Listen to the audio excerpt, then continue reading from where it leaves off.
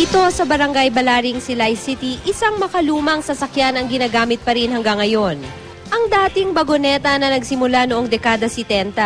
Ngayon, tinatawag ng karito. Salitang Hiligay noon na ang ibig sabihin ay kariton.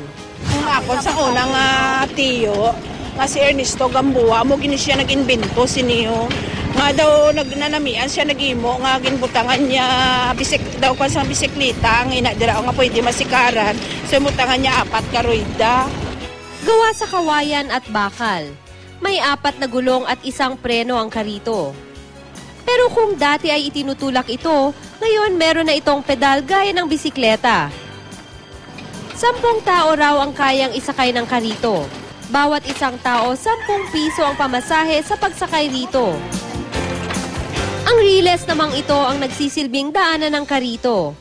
May habang humigit kumulang 4 na kilometro. Dahil iisa lamang ang daanan, kailangang umalis sa riles ang isang karito oras na magkasalubong ang mga ito. Hindi bababa sa 1,000 residente mula sa 5 sityo ang naaabot ng naturang sasakyan.